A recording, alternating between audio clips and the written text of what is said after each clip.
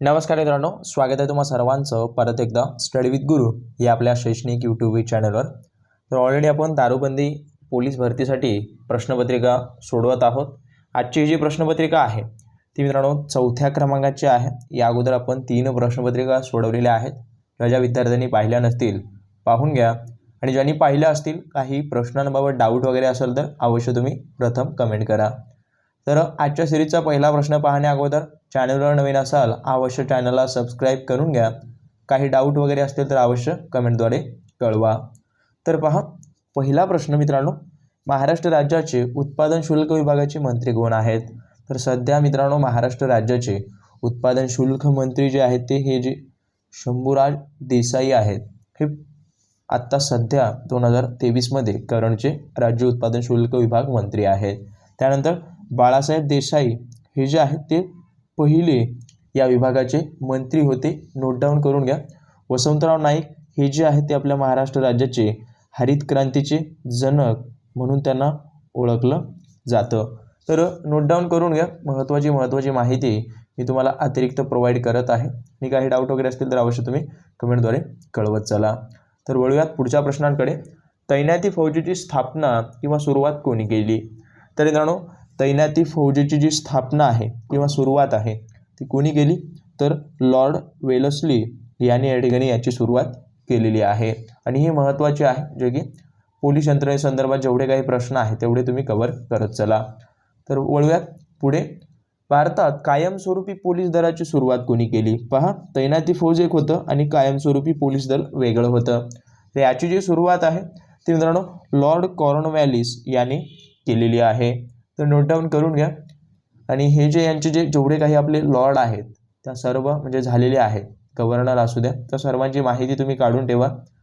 तसेच सत्यशोधक समाजाची स्थापना जी आहे ती कोणी केली?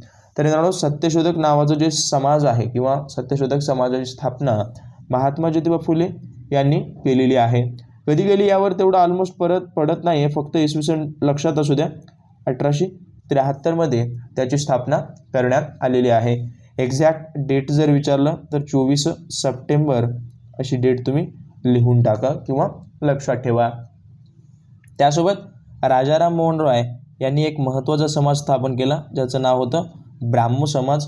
हे जे आहे दादोबा पांडुरंग तरखडकर यांनी मित्रांनो परमहंस सभेची स्थापना केलेली आहे। आणि त्यासोबत एक मानव धर्म नावाची सभासुद्धा या ठिकाणी स्थापन केलेली आहे, तर लक्षात असू द्या। त्यानंतर स्वामी दयानंद सरस्वती हे जे आहेत ते यांनी सुद्धा एक महत्त्वाचं समाज स्थापन केलं जे की आर्य समाज होतं। आणि हे परीक्षेच्या दृष्टिकोनातून अतिशय महत्त्वपूर्ण प्रश्न आहेत, त्यामुळे व्हिडिओ आवडत असतील तर नक्की लाईक करत चला। तुमचा एक लाईक आम्हाला खूप महत्त्वपूर्ण असतो।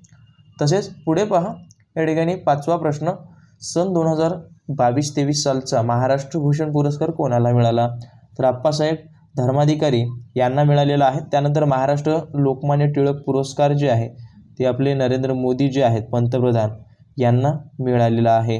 तर लक्षात असू द्या, नरेंद्र मोदी यांना लोकमान्य टिळक पुरस्कार मिळाला आणि सध्याचं 2023चं महाराष्ट्र भूषण आप्पासाहेब धर्माधिकारी यांना मिळालेला आहे। तर अशा पद्धतीचे हे प्रश्न आहेत आणि अशाच पद्धतीच्या प्रश्नांचा अभ्यास तुम्ही करून जा, याचं तुम्हाला महत्त्वाचं होऊन जाईल। अनहॅपी इंडिया नावाचं पुस्तक कोणी लिहिलं? तर मित्रांनो हे जे पुस्तक आहे ते लाला लजपत राय यांचं लिखित पुस्तक आहे। त्यानंतर पंडित जवाहरलाल नेहरू यांचं जे पुस्तक आहे द डिस्कवरी ऑफ इंडिया हे जे आहे ते पुस्तक आहे, कोणाचं आहे? पंडित जवाहरलाल नेहरू। डॉक्टर बाबासाहेब आंबेडकर यांची पुस्तके खूप आहेत, परंतु एक महत्त्वाचं म्हणजे द प्रॉब्लेम ऑफ रुपी नावाचं पुस्तक आहे, ज्याच्या आधारावर आपल्या RBIची स्थापना 1 एप्रिल 1935ला झालेली आहे। इन्क्लाब जिंदाबाद या घोषणेचे जनक कोण आहेत? तर मोहम्मद इक्बाल हे जे आहेत या योजनेचे घोषणेचे जनक आहेत।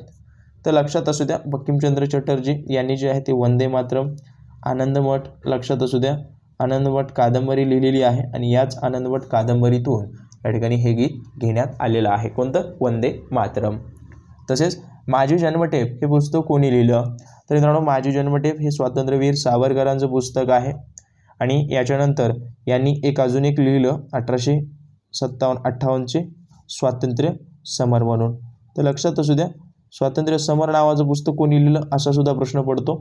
त्यानंतर लोकमान्य टिळक यांच्या संदर्भात खूप आहे.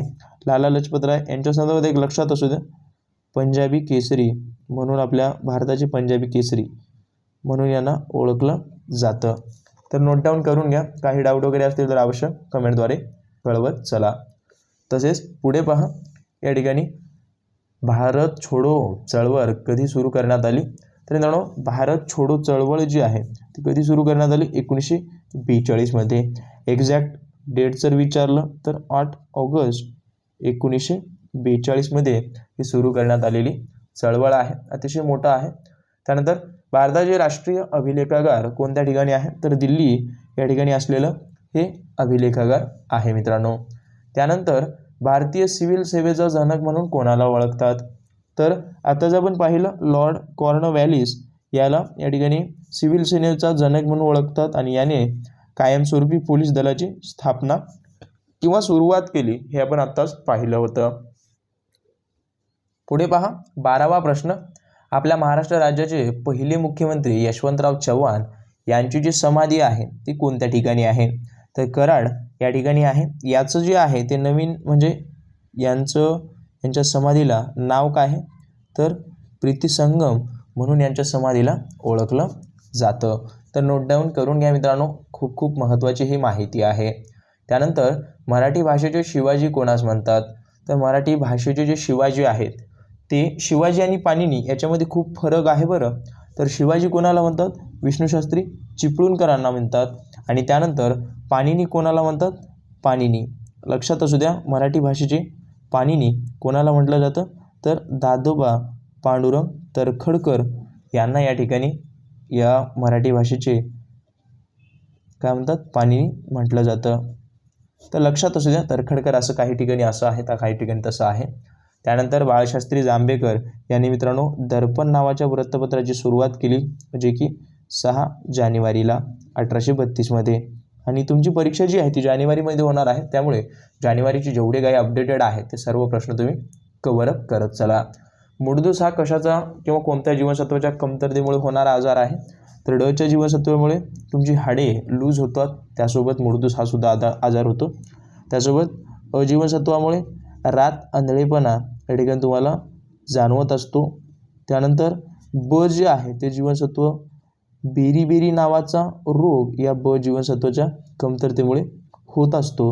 आणि क लक्षात असू द्या, क मुळे काय होत असतो? तर स्कर्वी नावाचा हा त्वचेचा आजार होत असतो. त्यानंतर भारतातील सर्वात जास्त रबराचं उत्पन्न कोणत्या राज्यात होतं? ते तुम्हाला भारताचं सर्वात जास्त रबराचं उत्पन्न जे आहे ते कोणत्या राज्यात होतं? तर केरळ या राज्यामध्ये होतं. तर लक्षात असू द्या, महाराष्ट्रामध्ये सर्वात जास्त उत्पन्न कशामधचं होतं हे तुम्हाला कमेंटद्वारे कळवायचं आहे. काही डाऊट वगैरे असतील अवश्य कमेंट करा. व्हिडिओ आवडला असेल नक्की लाईक करा आणि असेच प्रश्न तुमच्यापर्यंत पोहोचविण्यासाठी तुमच्या मित्रमंडळीसोबत शेअर करा, टेलिग्राम जॉईन करा. सर्व माहिती मोफत, अगदी मोफत तयारी आपण करून घेत आहोत. तर भेटूया तशाच नवीन व्हिडिओसोबत. पाहत आपला आवडतं यूट्यूब चॅनल. धन्यवाद.